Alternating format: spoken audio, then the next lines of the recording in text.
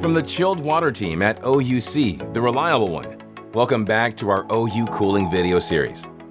Our introductory video explained how OUC chilled water is delivered to your building and how your cooling system should work. Be sure to watch it first. This video takes a deeper dive into how to improve your efficiency. One of the most important indicators of your system's overall health is the delta T. A delta T of 15 degrees Fahrenheit or higher means your system is operating as it should to keep costs low. A delta T of less than 15 degrees means pumps are forced to work harder, driving up your cooling and electric bill. So, what are some potential causes of a low delta T? One culprit is the lack of a variable frequency drive on your building's chilled water pumps, or one that is operating incorrectly. A VFD is essential to ensure your building's pumps are working efficiently. The variable frequency drive increases and decreases the pump speed to match your system's differential pressure setting. In most cases, that information is transmitted from sensor lines located at the furthest air handling unit or in the mechanical room.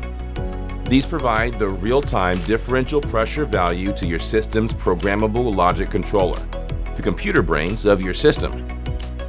Software in the PLC compares the information transmitted by the sensors to the programmed set point, then adjusts the speed of the variable frequency drive to pump accordingly. The set point was determined by the design engineer for the building and should be available if your building has graphics and software to remotely control your chilled water system. If not, you will need to contact your automation service provider who can provide you with that information.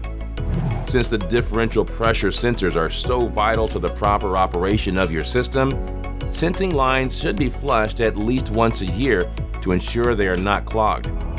Another potential problem that can lower your delta T is failed actuators on fan coils or air handling units that allow chilled water to flow even when they are switched off. All fan coils and air handlers are designed with valves that open and close when the unit is on or off. Obviously, if the unit is off, you don't want chilled water flowing through it. Chilled water flowing through the system with no heat transfer into it will lower your building's overall delta T. The most common causes of a low delta T are failed actuators or open chilled water bypass lines around air handlers. This is easy to check and should be done frequently. You can actually see the actuator on the valve open and close to ensure proper operation.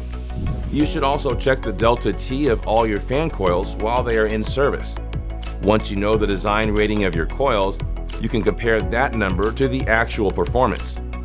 For example, an air handler designed with an inflow chilled water temperature of 42 degrees and an outflow water temperature of 60 degrees is an 18-degree coil. When the unit is running, you should see approximately 18 degrees of difference across the coil. If your delta T is significantly less than that, check to see if there is too much chilled water flow. Ensure that your building pumps are operating properly and are set at the correct speed for the time of year. Also, be sure your differential pressure sensor lines are flushed and operating properly. If your building consistently registers a low delta T, evaluate your system floor by floor to determine which units are causing the problem. From experience, we know that approximately 90% of low delta T issues are caused by failed actuators, differential pressure sensors that are not working properly, dirty coils, or clogged air filters.